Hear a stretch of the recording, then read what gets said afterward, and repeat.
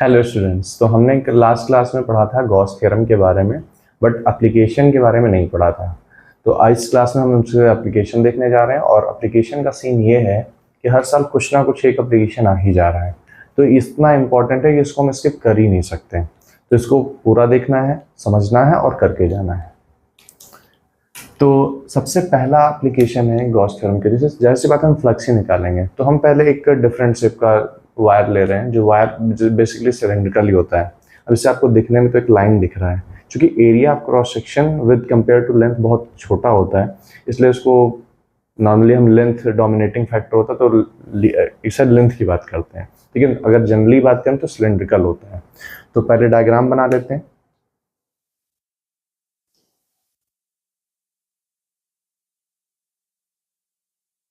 ठीक है, मान लीजिए ये हमारा एक वायर है जो सिलेंड्रिकल है।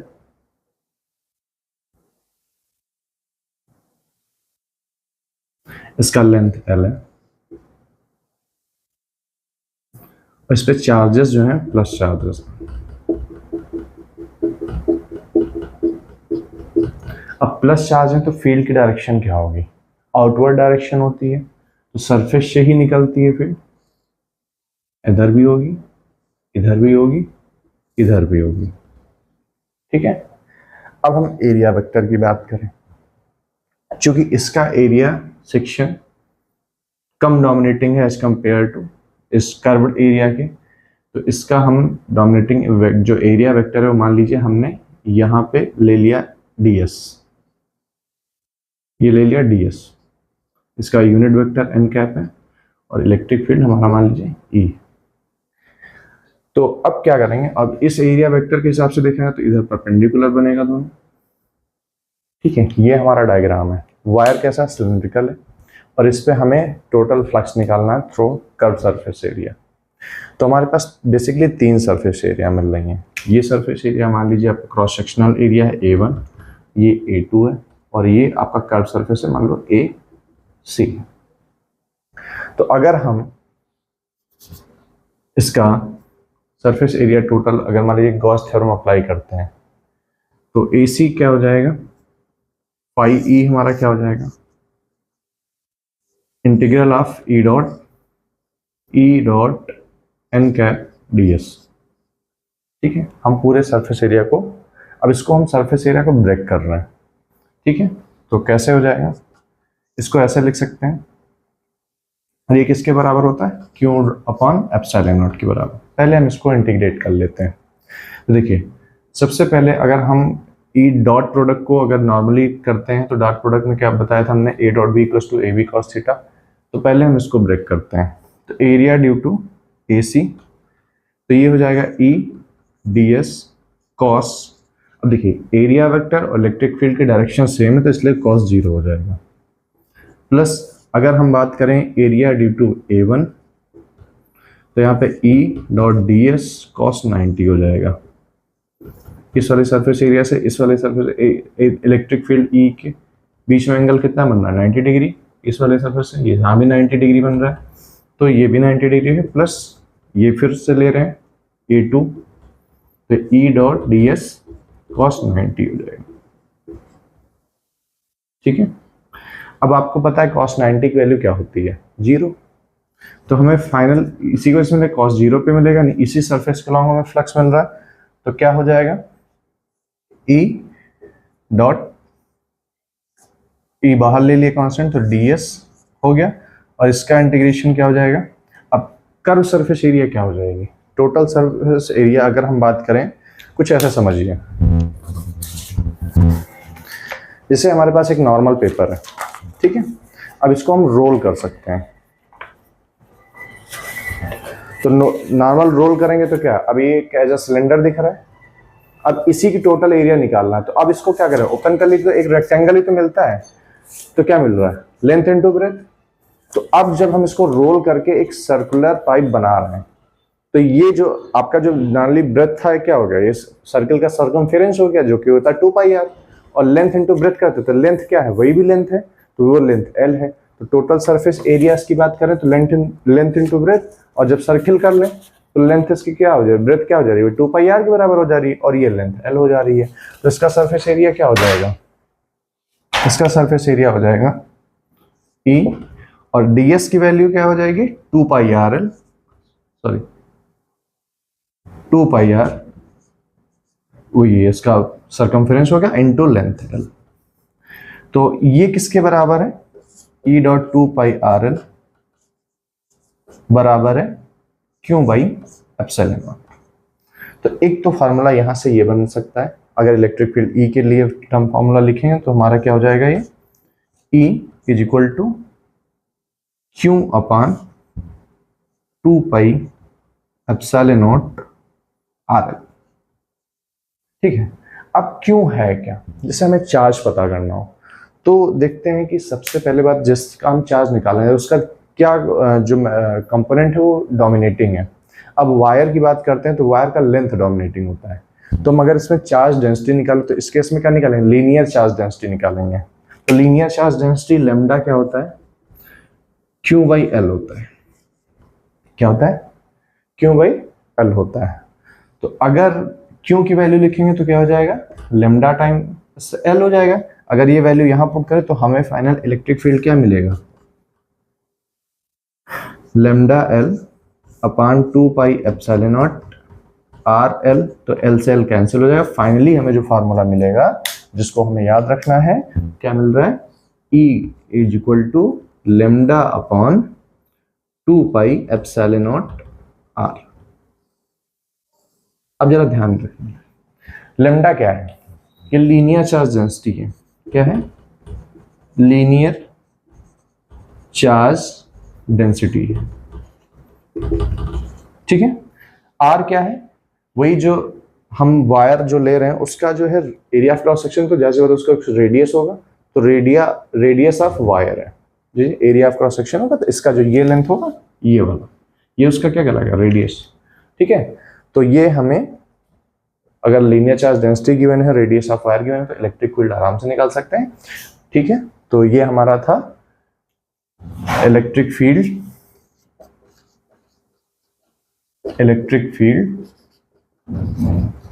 ड्यू टू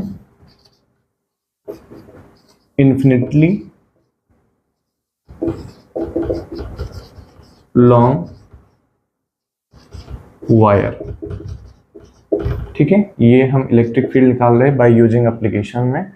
तो हमने लॉन्ग वायर की वजह से इलेक्ट्रिक फील्ड हमने निकाला है, जो कि निकल के आया E equals to lambda by 2 pi epsilon naught R. तो हम देखते हैं नेक्स्ट, तो इसको मैं मिटा दे रहा हूँ। तो अब हमारे पास नेक्स्ट एप्लीकेशन है field due to thin infinite plane sheet of charge. तो सबसे पहले हम थिन प्लेन शीट बना लेते हैं। तो शीट क्या मतलब, जैसे आप पेपर देखते हो एक बहुत पतली सी चादर, ठीक है, तो उसको हमने ऐसे कुछ बना लिया। ठीक है, अब इसमें ढेर सारे चार्जेस हैं।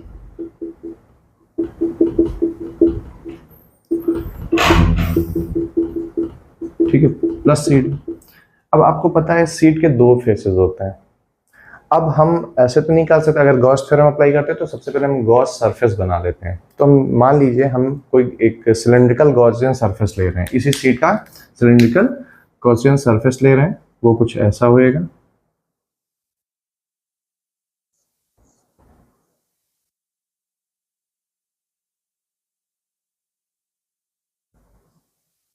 ठीक है, ये सीट से r डिस्टेंस पे है, इधर भी r डिस्टेंस पे, इधर भी r डिस्टेंस है। तो टोटल डिस्टेंस हमारे total length of Gaussian surface क्या हो जाएगी, 2r हो जाएगी। Area of cross section A हो जाएगी।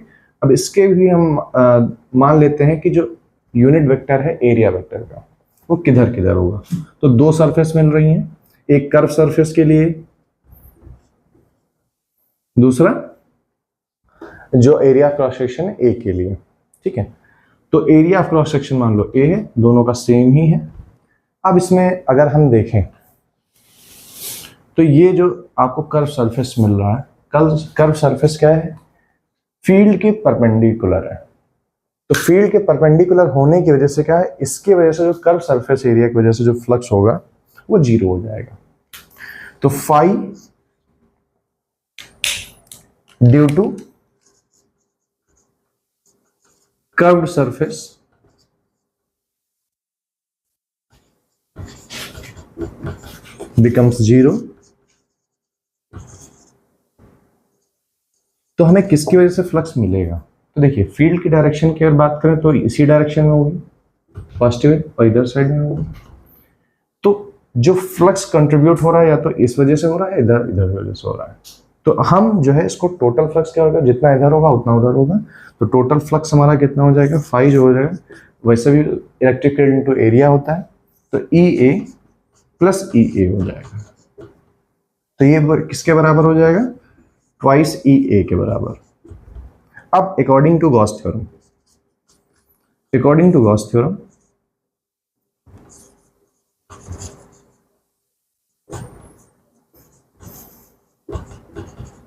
फाई किसके बराबर होता है, क्यू बाई एप्सिलॉन नॉट के। वैल्यू यहां से कंपेयर करा लेते हैं, तो हमें क्या मिलेगा, इसको मान लो इक्वेशन 1, इसको मान लो इक्वेशन 2, तो फ्रॉम 1 एंड 2 क्या मिल जाएगा, twice E A is equal to Q upon epsilon naught. अब जरा देखिए, हमारे पास चार्ज क्यों भी तो पता करना है। तो अगर हम जब सीट की बात करते हैं, अगर हम सीट की बात करते हैं तो आपके लिए इसमें क्या डोमिनेटिंग है? अगर हम सीट की बात करें, लेंथ डोमिनेटिंग है या ये इसकी ब्रेड्थ डोमिनेटिंग है या फिर इसका सरफेस एरिया, तो आपको दिखेगा जाहिर सी बात है सरफेस एरिया डोमिनेटिंग फैक्टर है। तो अब यहाँ पे अगर हम चार्ज डेंसिटी लेंगे तो सरफेस चार्ज डेंसिटी लेंगे। तो सरफेस चार्ज डेंसिटी क्या होता है, यहाँ पे मैं लिख दे रहा हूँ, सरफेस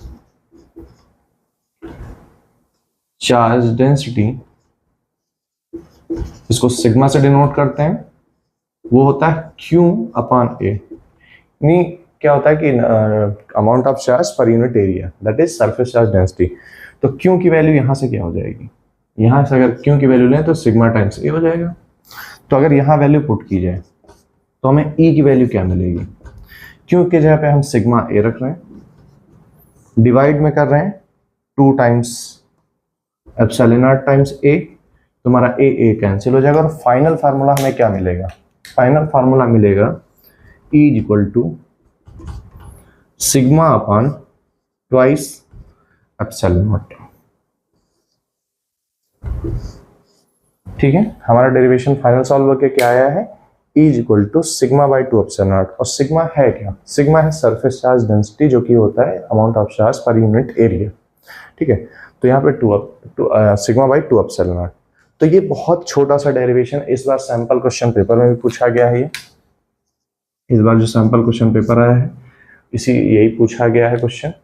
और मान के चलिए कि इसमें से दोनों में से तीन एप्लीकेशन, तीसरा भी बताने जा रहा हूँ, तीनों में से कोई एक ना एक आपका मान के चलिए आना ही है, तो इसको छोड़ेंगे नहीं। देखिए बहुत सिंपल है, एक चार्ज सीट लेना है, क्योंकि गॉस थ्योरम अप्लाई करें तो पहले गॉसियन सरफेस बना लेते हैं। हमने सिलेंड्रिकल सरफेस लिया है, उसके हम जो है फ्लक्स कंट्रीब्यूट कैलकुलेट कर लेते हैं। तो देखिए कर्व सरफेस की वजह से, क्योंकि ये तो क्या है, परपेंडिकुलर हो जा रहा है, क्योंकि फील्ड की डायरेक्शन क्या है, इधर है, और इसके लिए नॉर्मल वेक्टर ये है, तो दोनों के बीच में एंगल कितना बन रहा है, 90 डिग्री, और cos 90 वैल्यू क्या होती है, 0 होती है। तो ठीक है, अब हम थर्ड एप्लीकेशन की ओर बढ़ते हैं। तो इसको मेरी साइड से इस साल का इंपॉर्टेंट मार्क कर लीजिए, कि मुझे ऐसा लगता है कि इस बार एग्जाम में पक्का आ रहा है। क्या है कि field due to uniformly charge thin spherical shell. अब स्फेरिकल सेल पहले बना लेते हैं। ये मान लीजिए हमारा कोई स्फेरिकल सेल है,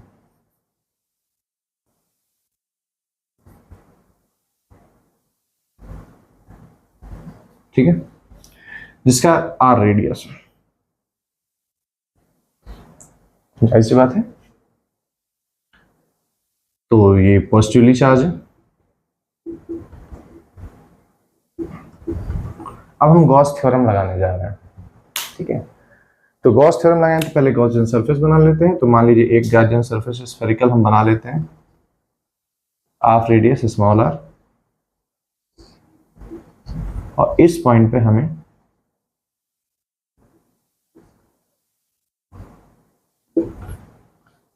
फील्ड निकालनी है। तो पहले 3 केस हैं। सबसे पहले हम देख लें, फर्स्ट केस क्या ले रहे हैं, outside the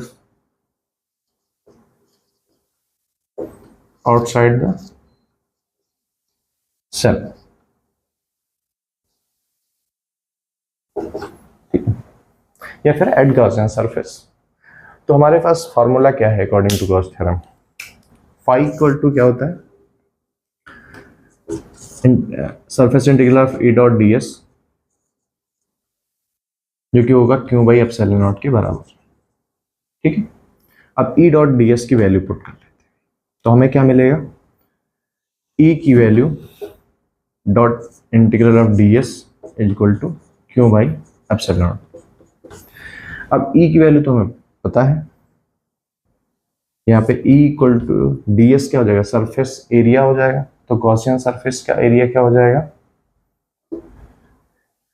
4 pi are square is equal to Q by epsilon not.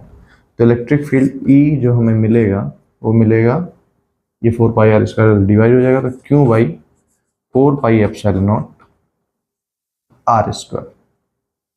हमें चार्ज क्यों नहीं पता है, तो चूंकि एक सरफेस एरिया ही डोमिनेटिंग है, तो यहां पे मान लीजिए सरफेस चार्ज डेंसिटी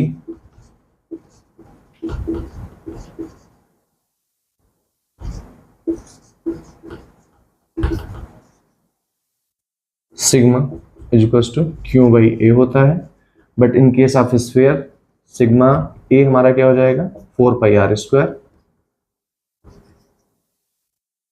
ठीक है, अब ये वैल्यू पुट करते हैं यहाँ पे, तो क्यू की वैल्यू हमें क्या मिलेगी? क्यू की वैल्यू क्या है? Sigma into 4 pi are square हो जाएगा। तो E equal to sigma 4 pi capital R square upon 4 pi epsilon naught R square.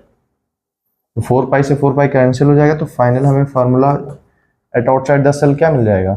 Sigma R square upon epsilon naught R square. एक तो फार्मूला हमारा ये बनता है।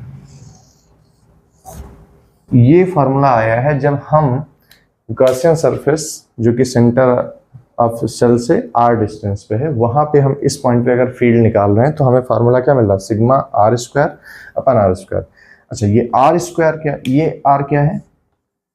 रेडियस ऑफ स्फेरिकल सेल है,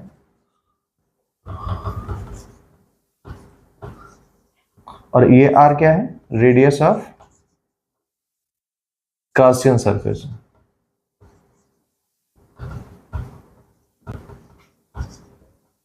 ठीक है, तो दोनों आर में कंफ्यूजन होना है, कैपिटल आर हमने, आप अपने नोटेशन में कुछ और भी यूज कर सकते हैं।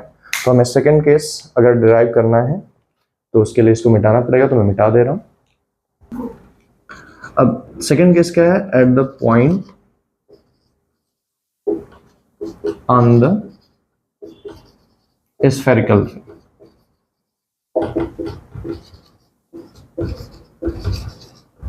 ठीक है, अब इस केस में क्या है कि हमें इस पॉइंट पर निकालना है, मतलब जो कहीं इस पॉइंट पर अगर हमें निकालना है तो क्या होगा?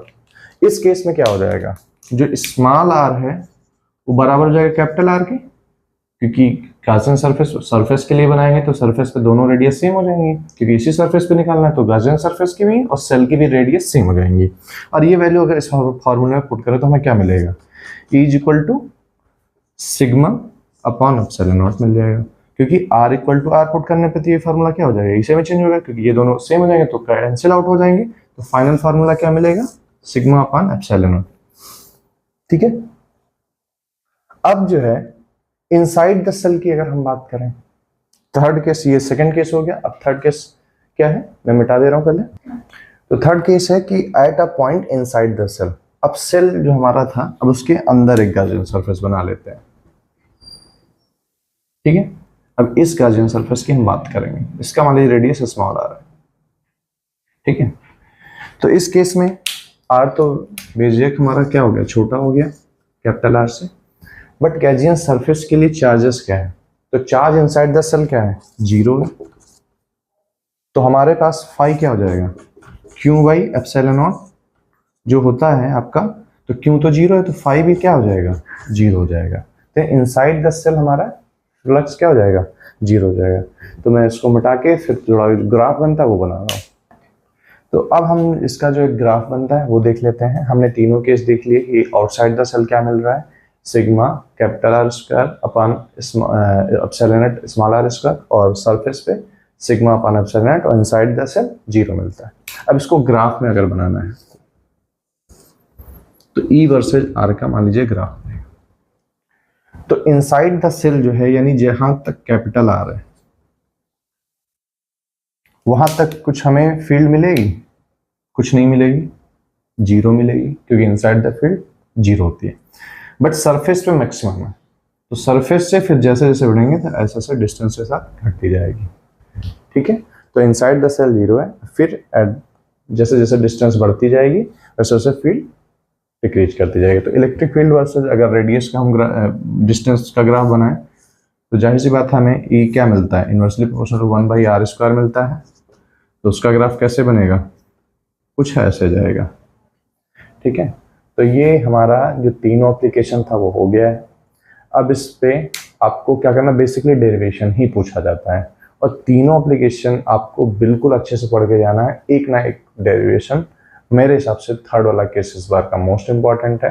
वैसे फर्स्ट और सेकंड लगातार पूछे गए हैं पिछले 2-3 सालों में, तो हो सकता है इस बार ये पूछ लिया जाए। वैसे देखना तीनों है, वो बहुत बड़े नहीं है, बहुत लेंदी नहीं है, आप आराम से देखिएगा, समझिएगा। ठीक है, मेरी शुभकामनाएं आपको कि आप अच्छा करें। तो इस वीडियो में इतना ही रखते हैं, मिलते हैं नेक्स्ट वीडियो में। Okay, thank you.